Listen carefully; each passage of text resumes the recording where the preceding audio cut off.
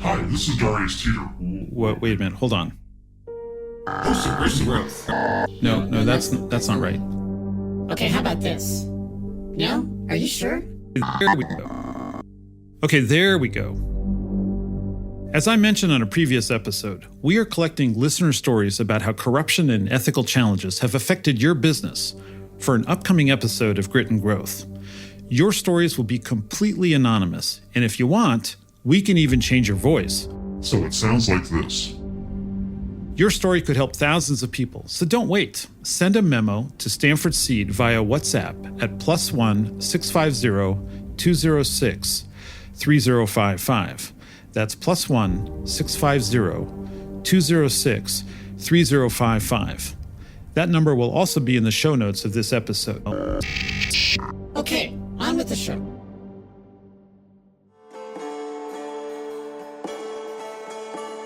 And business is not about me, mine, myself, but entrepreneurship is more than that. Entrepreneurship is about, sharing and growing together.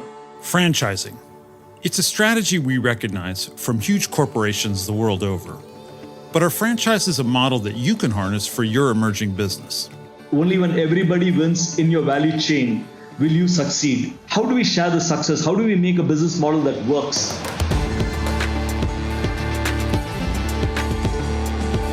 Welcome to the second season of Grit and Growth from Stanford Seed, the show where Africa and South Asia's intrepid entrepreneurs share their trials and triumphs, with insights from Stanford faculty on how to tackle challenges and grow your business.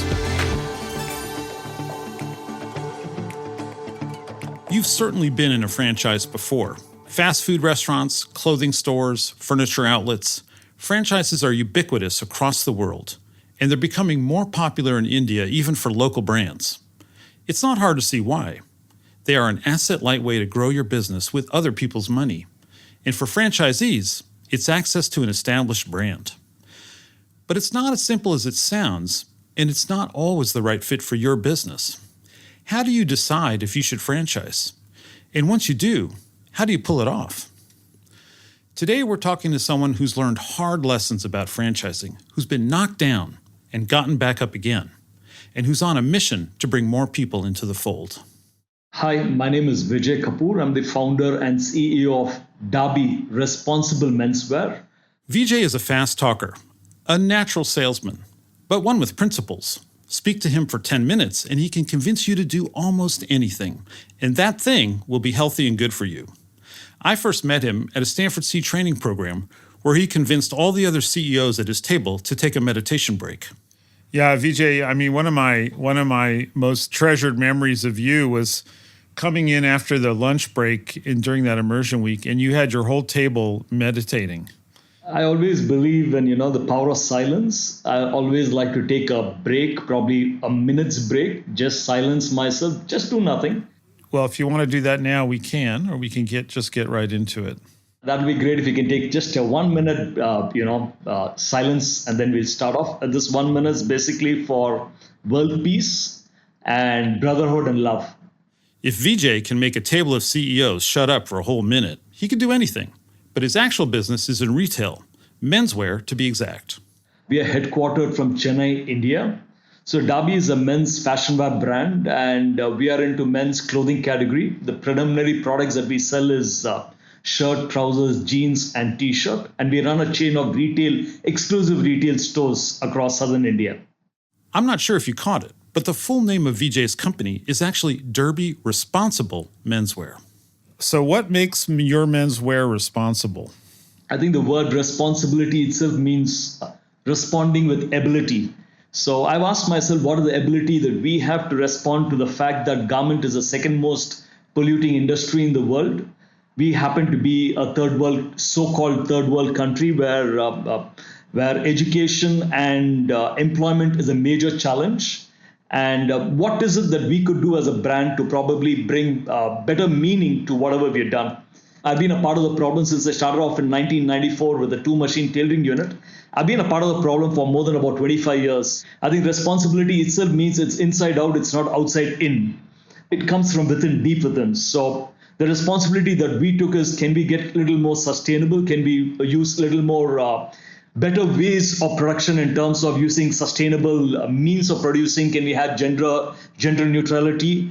Can we ensure that we are, as a brand, can we help empower people and also spread the success that we have had through franchising? So that's what responsibility, and that's what makes us responsible. Can you tell me a little bit about how you get started? What sparked your interest in the clothing and fashion industry? Okay. For my first job, I didn't know how to dress coming fresh out of college. And I was wearing one of those flip-flops and just casual clothes. And the security man outside the building stopped me and said, "Hey, brother, where are you going?" I told him, "I have an appointment. I need to get inside there." And he looked at me up and down, looked at my, unkept clothes. And he said, "Please go and read the board." And the board read, "Dogs and salesmen not allowed." And that was my first spark, how important dressing is. But short story is, I decided I'll get into clothing and probably help people dress well. Because if you're dressed well, the confidence comes out. And if you're confident, your inner strength and your talent comes out and you can go out and succeed. So Derby Responsible Menswear started small. How did it evolve into the company it is today? The vision was nothing much. In fact, when I wanted to start my business, I didn't have any money. So having that lakh of rupees, I went to my father and asked him, "Dad, would you lend me a lakh of rupees? I want to start this business with a partner of mine." 1 lakh of rupees, by the way, is 100,000 rupees. That would be about $3,200 US at that time. Not insignificant, but not a fortune by any stretch of the imagination. And coming from a middle class background, the only response was, "No, you're doing very well. Don't experiment or try anything rash." But by then I had become a seasoned and a hardened salesman. So till my dad said yes, I kept repeatedly going back to him till he eventually said yes after a month. So he broke his provident fund account and gave me a lakh of rupees. And with his lakh and my 1 lakh of rupees, I went and gave it to my partner to start the business. After a week, when I went and met my partner, he said that, "Vijay, I've already withdrawn whatever money is there in the bank. I'm out of the business partnership. Here is a key to the premises. You take over from now onwards. I've exited out of the place." So before my business started, the business had flopped and I was absolutely devastated because I didn't know what to do. I could not go back to my father and tell him that I've lost all the money. I had already resigned my work. The security that I had was lost and I was totally devastated. Initially, when I started off with a 2-machine tailoring unit. The vision was nothing much. All I wanted to do was fill my stomach, ensure I'm able to earn enough to take care of my family. And the customers loved the fit and comfort. And it was the customers who came back and said, "Vijay, you're doing such a great job. You're tailoring such great clothes, but it's taking a long time. So why don't you make your clothes into ready-mades? Why don't you put in your own label?" So that's how I got into branding Derby and keeping it within the store. And when I did that, the turnover doubled and it really improved. And we were eventually able to grow from a 2-machine to a 10-machine, from a 200 square feet to a 500,000. To continue growing Derby, Vijay eventually turned to franchising, but that wasn't his only option. I am curious, the other option you could have pursued, of course, is to have a Derby Responsible Menswear section in somebody else's department store, right? Did you consider that model, or is it an option now? Is it interesting? We did consider, and we did have it pre-2008. We were available through large format stores. But the realization that we had is that you don't get the type of respect that you get. The payments don't come on time. There is, a lot of delays, and you are always kept as a fallback, as a substitute option, because it's still not among the top brands. You're not an international brand. You're not a national brand. You're still a local player. So you don't get the type of respect that you deserve. Another alternative is to keep everything under your control by running your own company stores. That model also has drawbacks. So we decided very early that the route that we will take is go through exclusive stores. And it's actually very difficult to run your own exclusive stores because the footfall is purely dependent upon the strength of your brand. So building the brand strength to ensure the footfalls happen is the most difficult aspect that has to be considered. Of all your stores now, how many are owned by the company and how many are franchises? 95% of them are franchise and only 5% are company owned. So we have ensured that we are only franchise focused right now. Multiple reasons. One is it makes us asset light. Second is we are able to ensure all our concentration and all our money is used towards developing R&D in terms of better products, innovation in terms of, and marketing the brand well. And we're able to focus on what we are best at. What also appealed to Vijay about franchising was that it felt relatively low risk. The whole idea of franchising is, can you expand your business using somebody else's capital? That was the whole thought process when we did it, the initial round. Can we get successful using other people's money, and can we do it? So after 14 years of organic growth, Derby began franchising in 2008. Tell me about your thought process in deciding to switch to a franchising model. We were having extremely good success in southern part of India. Southern 4 states, we had close to about 30 stores. They were all company-owned stores operated by us. So that's when in 2008, we decided that let's start expanding and let's start, franchising these stores out. And we wanted to take it national. To attract franchisees, Vijay settled on a financial model that was designed to benefit everyone. But how did you sell the idea of this franchise to all those people who decided to bet on you? Our franchising model is very simple. There was a threefold investment that the franchise partner had to make in terms of the rental deposit that goes to the landlord, in terms of interior cost that is non-refundable that goes towards the investment of the location, and third is the stock deposit, the money that is paid to the company, to the brand, for these stocks that we provide. The stocks are provided on a consignment basis. So in case the franchise needs to shut after 5 years, 10 years, 15 years, eventually whenever it shuts, the entire refundable deposit comes back to them.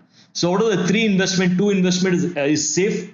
One is your rental deposit, which is refundable, and the stock deposit, which is refundable. The way we had designed it, even in the initial days, the clothing was all given to them on consignment. That is sale or return basis. So we would take a fixed fee against which we would give them 2.5 times value of stocks. So as they will sell it on a weekly basis, they would retain the commission or the profit margin, and the balance amount would get transferred back to the brand. The profit margin was their margin on which they would use it for the entire operational expense. The operational expense that would comprise of the mall rentals, the air conditioning, your EB charges, and all your operational costs like your salaries and all of the expenses would be taken care by the margins that they had. Do they pay an annual royalty or a percentage of their profit royalty? The way we structure the entire thing is that we share profits. So we supply goods to them on consignment basis. So in case the product is worth 100, so they retain 30% of it, and 70% is given back to the company. So the 30% is their profit margin, and 70% includes the cost of product as well as our royalty that comes back to the brand. So we started the whole footprint of opening up nationally. We opened up in North, South, and East and West India. Simultaneously, we opened up close to about 24 stores at the same time. And they were all located in the top malls and the best mall developers. That's the whole expansion that took place between 2008 to 2012. But the expansion didn't go so well. As Vijay discovered, franchises were far from a sure bet. By 2012, we were already falling apart because we were extremely strong in South, but when we opened up nationally, we realized that we had done a blunder in the basic, the strategy was wrong, the way we expanded. We thought that the strength of the brand was already there in South, so people recognize it in different parts of the country. But India is a country where people go more by word of mouth. Word of mouth is nothing but reference. I like the product, so I'm going to refer it to a friend. So when we opened up nationally, just because we started advertising on newspapers, hoardings, it did not bring us the type of traction that we expected. And the franchise partners started losing money. In the years since Derby's initial franchise rollout, Vijay has had a lot of time to think about what went wrong. There were multiple strategy issues. First was that the brand strength was not there nationally. We had to create it. You need very deep pockets. I did not have any external funding. Whatever funding I had was completely internal money that I had earned over a period of time. So there was no venture capital. There was no money to burn. Second was that when we opened up all these malls were themselves just being launched. Generally, the gestation period for any new venture, any new mall, for them to get the ideal amount of footfall is a couple of years. It takes minimum 2 years for the mall to gain traction. And the 2 years is enough to kill any brand. Unless until you have deep pockets, very difficult for you to sustain till the mall develops the footfalls coming in. What's fascinating to me is that you went national, pan-India, all at once, right? There was no test. You were all in. This whole question of footfalls in the mall and footfalls in the store could have been tested, right? So was this the triumph of optimism and ambition over finances? And related to that is, who did you go to for help as you thought through the strategy? On the hindsight, you're absolutely right. The best option would have been to probably design, think, and probably launch stores, one each in North, East, and West, and see how it goes for a couple of years, and then, take it forward. We did not do that. Secondly, I did not have any franchise advisors. At that point of time, franchisee itself was a very new concept. There are not many brands doing franchising in the country. The country was just opening up, and the economy was just opening up at that point of time. By 2011, we realized that the franchise partners were losing money. The stores were still not getting profitable, and we could see that the bleed was happening. Had we had deeper pockets, probably we could have sustained. But since everything was internally funded, it made no sense. So I started calling up my franchise partners and telling them, I think we've done a mistake. It is not working out. It's better for us to shut. But I also took a very conscious call, which most people do not take. I also told them that I will be refunding them the entire losses that they made. That included the cost of interiors and whatever operational loss they lost operating the business. I think you'd be hard-pressed to find a story like this in the United States where the franchisor reimbursed the franchisees for their losses. But this was not a loss. Today, we do shut down stores. But today, when we shut down stores, it's more to do with the market reasons, more to do with the failure of probably a franchise partner of not operating the way they had to operate. So when we pull the plug, but at that point of time, it was very clear to me in my mind, it was a strategy mistake. So I took the responsibility for it, did the whole calculation and told my partners, say, I will not be able to pay you at one shot, but I'm going to do it over a period of a couple of years. So they were getting the money back. And for me, it was a big hit because I had to sell away most of the properties and most of my investment that I made till then, to the extent that I also had to sell away the home I was living in. I did not even ask my wife when I sold away our home. And it went to the extent where I had to start borrowing from loan sharks to ensure I'm able to honor my payments. I think I understand your motivation here, which is that you talked these people into signing up for these franchises, but then you felt that you had sold them something that wasn't real or that wasn't smart. And so it felt personal. I mean, it seems to me that you felt personally responsible for selling them something that just wasn't going to work.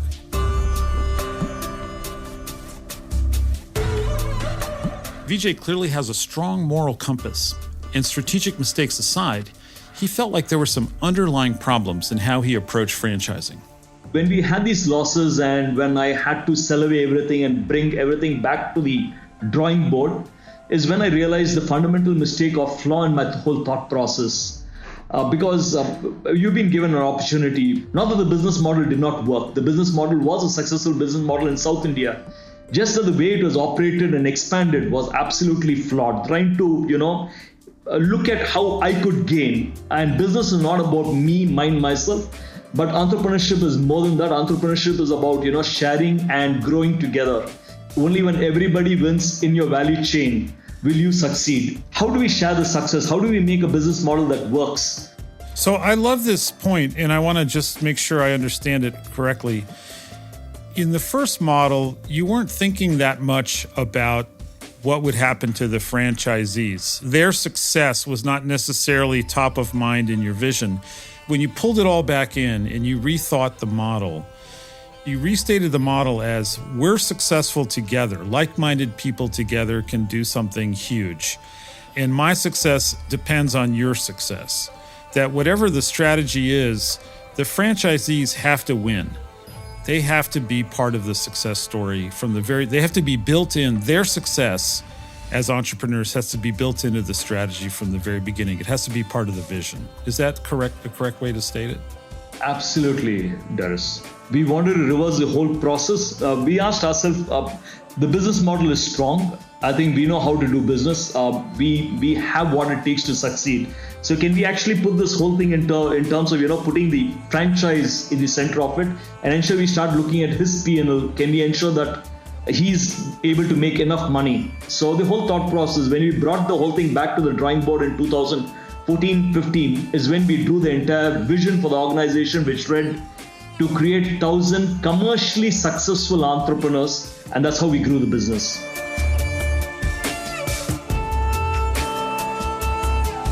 Creating 1,000 successful entrepreneurs is a huge strategic shift. To fulfill their vision, Derby had to understand what makes a good franchise. It all starts with a strong brand. There are a lot of opportunities for customers for them to go and shop with different brands. Why should they come and choose yours? They come to you because they believe in you, they trust in you. So building the trust is the responsibility of the franchise and the franchise partners. So how do you build the trust is something that you need to look at. Let's translate that into the services that you provide as the franchisor. When somebody signs up to open a franchise of Derby Responsible Menswear, what do they get from you? Do they get a manual? Do they get a style guideline for the interior of the shop? Over the years, you realize that the only way you can make people successful is when you structure the whole business and make it very easy for people to operate. We ensure that we give them a complete brand, manual guidance. So right from how the store should look, what should be the type of interiors, to the extent that who will come and do the interiors. We have about 4 to 5 good contractors who could construct it to the brand standards at the shortest possible time with negotiated prices so that they're able to get the best leverage out of the whole process. To the look and feel of the store, the entire sales staff, we help them hire the sales staff, train them, get them, trained within our own store. We conduct training program for the franchise partners and ensure that we are able to scout the place along with them and ensure we locate the space. We help negotiate with the landlords so that we're able to get a good deal. So all the aspects of franchisee is internal, and we support the partners in that way. But brand isn't just about decor or even the product itself. A brand is an emotion. So what's the type of emotion that you want people to connect with your brand? Is it that of love? Is that of happiness? Is that of joy? Is that of success? And the feeling and the emotion is generated right from the point of realization, the point of truth when customer walks into your store. It starts from the thing of the air conditioning hitting him, the right amount of music coming in, someone greeting him and say hi, how do you do today? Or someone investing the type of time and the customer not getting a feeling that he's being sold, but he's being served. I always tell my team, do not sell, stop selling. We are not here to sell, we are here to serve. So can you invest a few moments in terms of understanding what the customer is here for? What's his profession? What's his background? And what does he have in wardrobe? So that is about 20% of it. 80% of it is the experience that he has after he buys a product. How does the product deliver the brand promise? Is it fashionable? Is it innovative? Is the fit and comfort what he expects? If you're able to deliver the brand promise, the 80% of it is taken care. One of the things that really strikes me about what you said is that consumers, when they walk into a franchise, they don't know who owns that store, right? They're only interested in the brand. So your franchisees are your brand ambassadors. And picking a bad one is really bad for the brand, right? So that's what I keep thinking about, that the brand is everything. And without the brand, there's no franchise. And if the franchisee doesn't represent the brand well, the consumer doesn't blame the franchisee, they blame the brand.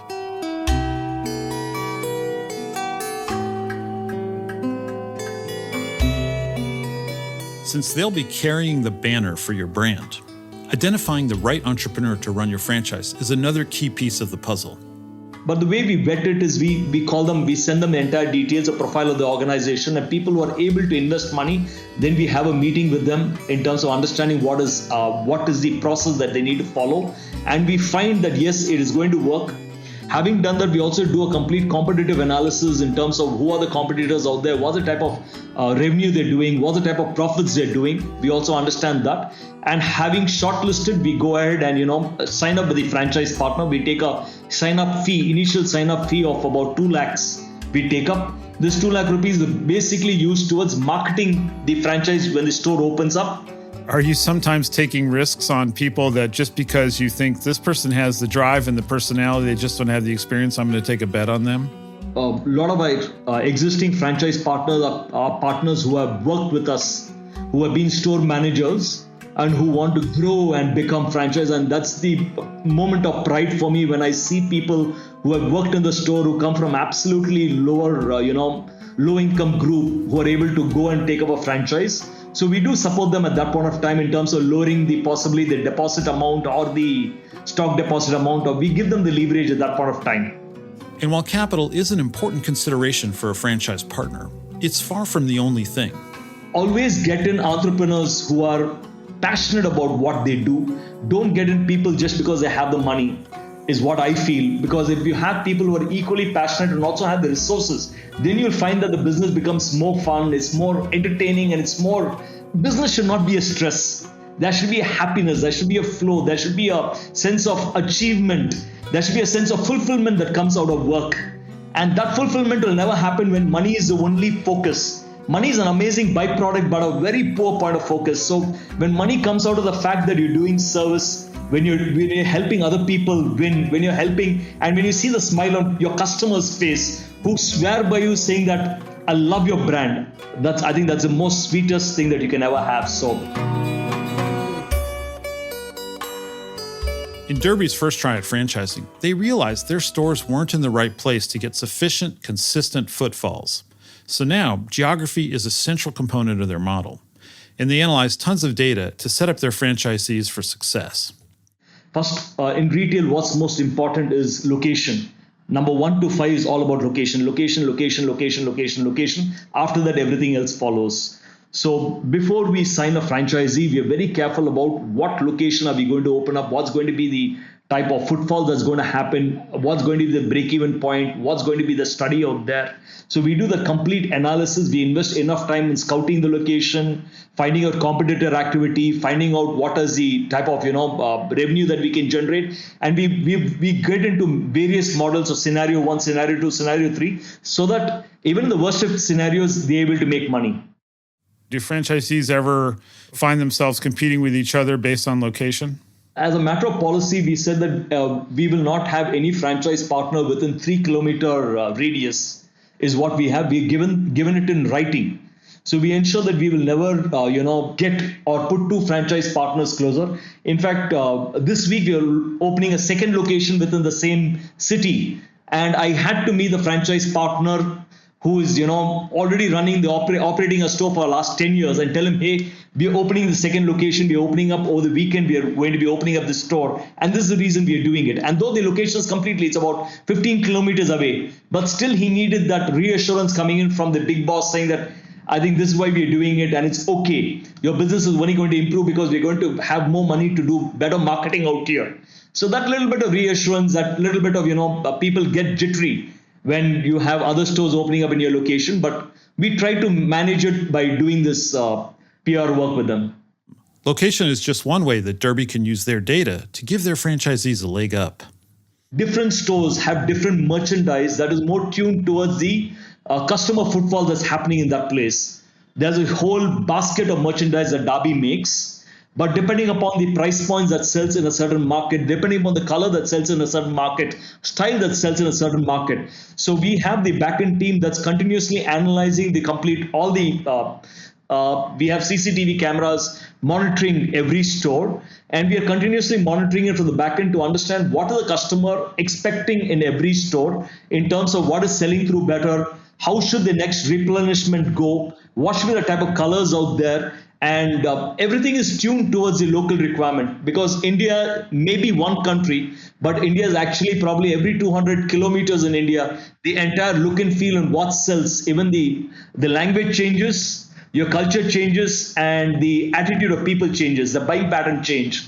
So everything is more localized, more tuned. A lot of this work happens even before a new store opens. But that doesn't mean you can just set it and forget it. To be truly franchise first and achieve the goal of more successful entrepreneurs, you've got to spend significant time training them.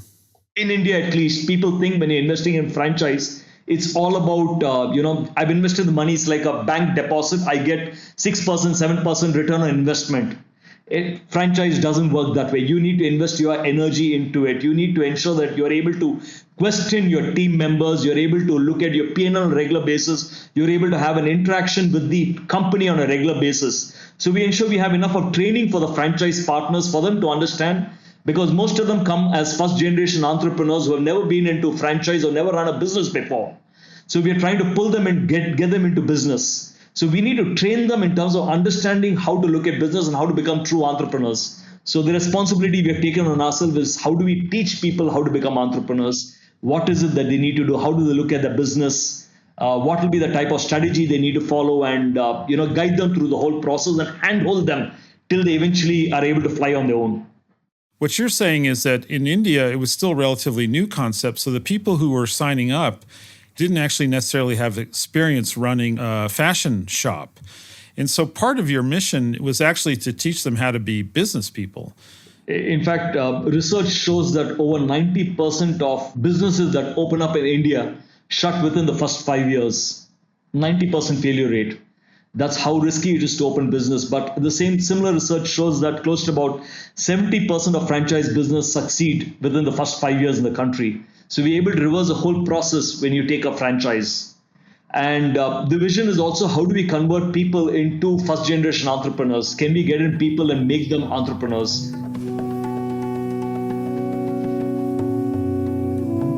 In Vijay's model, franchising is an ongoing relationship. And like any good relationship, it requires open channels of communication. What's most important is communication. It should be a two-way communication. Feedback is extremely important from the franchise partner. So there are multiple ways how we keep in touch with the franchise partner. One is the sales head, as well as the cluster managers or the retail managers who are there. Be in touch with the franchise partners on a daily and weekly basis in terms of understanding what's happening within the business. So during my travel, I ensure that I invest time in terms of a lunch or a dinner meeting with my franchise partner, going through the entire records, whenever I go for a meeting, I take back the entire history with the P&L, with all the working about what is happening, the plus and minuses, and have a one-to-one discussion with the franchise partner over a cup of probably lunch or dinner, and discuss it out and tell, hey, I think this is working. I think this is where we need to strengthen. These are the issues that we have, and this is what we need to sort. This is what the organization brand is willing to do, and this is what we expect from you. So this will be the meeting point. So we do this. We do a threefold methodology of keeping in touch with the franchise partners. So at least once a year, either you or one of your senior leaders meets with them, or more often? The senior leader meets with them probably every 15 days. I meet with them once in 3 months. Minimum once in 3 months is what I have a meeting with them. One thing I've realized: out of touch, out of mind. You need to be in touch with he's your biggest, let's be very honest, he's your investor, he's your biggest customer. And if you do not have the personal touch, people drift away, and you give an opportunity for competitors to sneak in. So we do not want to do that. We do not want to lose a franchise partner. So we're very cautious about that. And we build systems and processes to ensure that we're constantly in touch. These open channels of communication come in handy because, like in any business, franchisees will clash with corporate. Conflict is a part of business. There will always be. When you have multiple people working together, ego conflict is bound to be there, and that's human nature. And without conflict, it's impossible to have. But the whole thing is about how do we look at the entire situation? One is that we look at it from the perspective about, as I told you, we are more franchise first over the years. This is the learning that we had, is how do we be more franchise first and understand why the conflict is coming and what is it that they want out of it. If we feel that, yes, what they're demanding or what they're expecting is something very realistic and something that's doable, we definitely do. If we feel no, it's against the brand and it's going to be against their own interest because it's probably short term but long term it's not going to help them, then we are confident enough to go back and tell them, hey, I think we will not be able to do this. In fact, a lot of time, being in a clothing line, a lot of time they want us to introduce products or services which may not actually align with the brand. So at that point of time, we are very clear that, hey, I don't think so it's possible as a brand. This is the boundaries within which we'll work. Being franchise first also means that you stand by your partners, even when they're going through a rough patch. When franchises are underperforming, Derby works hard to figure out the underlying causes and to help fix them. We do this on a monthly basis. Part of a BSc itself is franchise profitability. Are they getting 20% ROI, return on investment? So close to about 95% of our franchise partners currently are profitable. So we monitor this extremely thing, and wherever we find there is few months, there may be a dip, probably some people slip into the red because we have to look at the entire year. But few months which are, dull months, they do dip into the red. So that gives us thinking, okay, they're going to red. What do we do to ensure they again are able to slip back and get back into their performance? What is it? Is it the attention of the brand that has not been there? Has there been a supply chain issue? Is there any marketing that needs to be done out there? Or is the franchise partner's attention diverted to some other activity? Is he getting married, or probably he's invested in some other business? He's not investing the type of in time that he used to invest, or probably there's been a change in the retail team out there. What is the root cause? So we do a complete root cause analysis and look into the issue and try to fix it before it blows out of proportion. It's easier to plug the boat when it starts leaking rather than the entire water draining out. So we take care of that.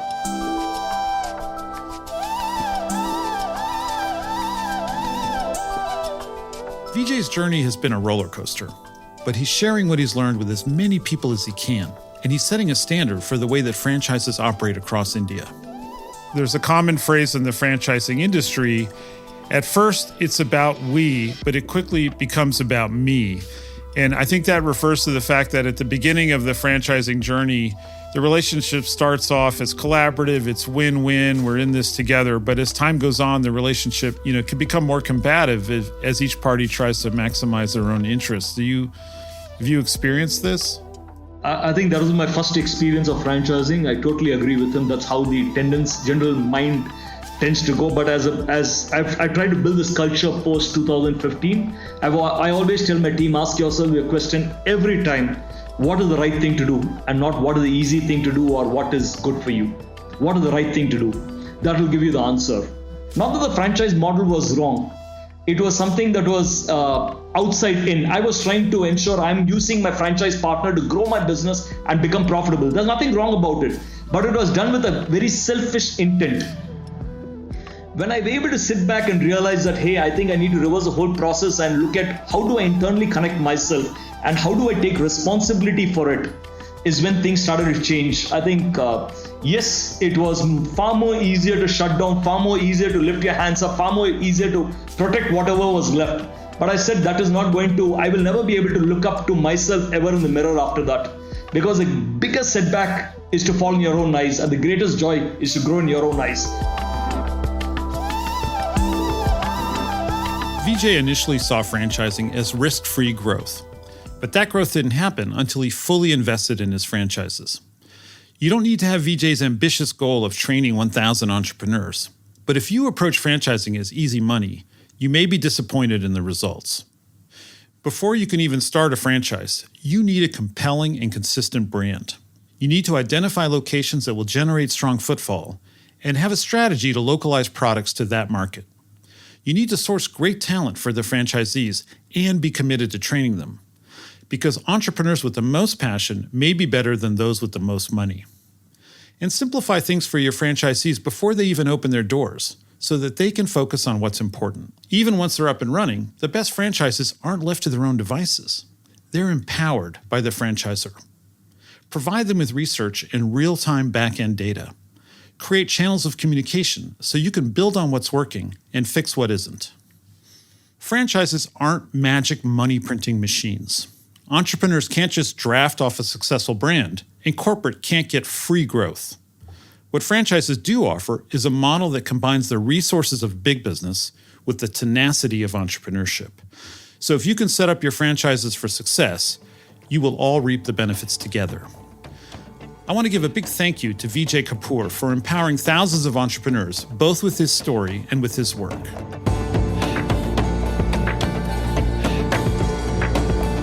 This has been Grit and Growth with the Stanford Graduate School of Business, and I'm your host, Darius Teeter. If you like this episode, leave us a review on your podcast app.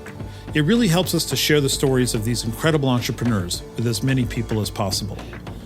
To learn how Stanford Graduate School of Business is partnering with entrepreneurs in Africa and Asia, head over to the Stanford Seed website at seed.stanford.edu/podcast. Grit and Growth is a podcast by Stanford Seed. Lori Fuller and Erica Amoake Ajay researched and developed content for this episode. Kendra Gladich is our production coordinator, and our executive producer is Tiffany Steves, with writing and production from Andrew Gannum and sound design and mixing by Alex Bennett at Lower Street Media. Thanks for joining us. We'll see you next time.